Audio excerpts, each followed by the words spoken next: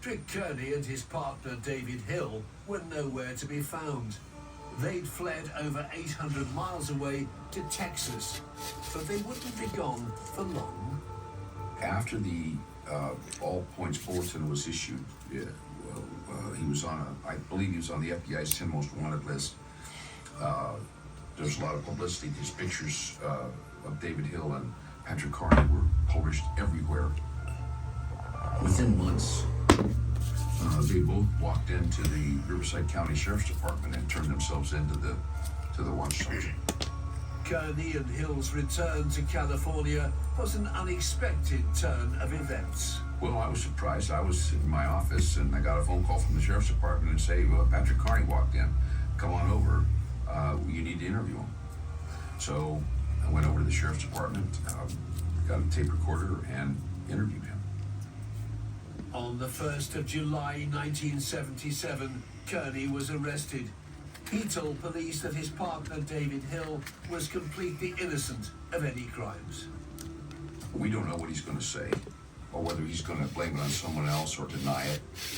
So I was focusing my interview on going to his background, finding out about him, what caused him to do it, why he turned himself in. But Dan and the Riverside County detectives had no idea just how prolific a killer they had arrested. Patrick Kearney's next statement would stun them all. I asked him, well, how many people have you killed? And he said, I don't know, but more than 30. Patrick Kearney told the investigators that he'd been killing for over a decade, since 1962.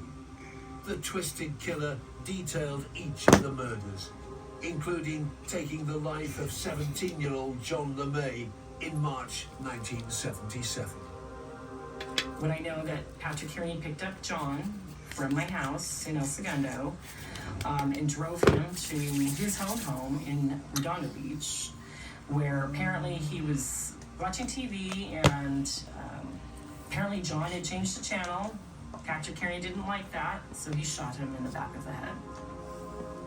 Kearney told detectives how his father had taught him to shoot as a child. So, accustomed to using a gun, an execution-style method of killing had become his trademark. From there, proceeded to, like every other victim, dismember him in the bathtub. And all but his hands and his head, because Patrick Kearney, very smart, knew that's how they could identify his body when he would, dump it. And so he put the body parts in bags, apparently drove them out to Corona, and then they were placed, I believe, in a trash can at some park. This victim was only 17 years old and he was one of 7 children. So this is going to have a really devastating impact on this family dynamic. This is a very significant point in somebody's life. So to have this individual taken out of your family picture by this sadistic serial killer is something that is going to affect all members of that family. News of Kearney's arrest brought some semblance of peace to the LeMay family. From all the fears of the little girl, feeling like, okay, they're gonna come get us. They got him, so they know where we live, and it just brought peace. Okay, we're safe. Detectives were only just beginning to learn about the sadistic life of Patrick Kearney, and the killer's confessions would shock them to the core. Like that, you look right into the eyes of someone who can talk like that, knowing what they did. It's a sobering experience. After handing himself in, Kearney had stunned the interrogators by confessing to at least 30 murders across the previous 15 years. But was the 37-year-old engineer telling the truth?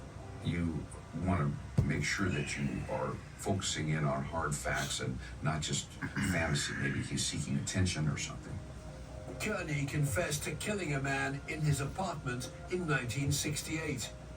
Dan pressed for more details. And he said, I don't remember his name. How did you kill him? I shot him in the head with a .22. What'd you do with the body? Well, I cut it up, in small pieces, and I put it in a box, and I put it underneath the apartment building I lived in. Kearney continued to describe gruesome details of how he'd removed the evidence from his poor victim's head. He was sufficiently aware, ballistically, that he knew that if he left the bullet, someone might find it and trace it back to the gun. And so Kearney took a hacksaw to the dead man's head to retrieve the bullet.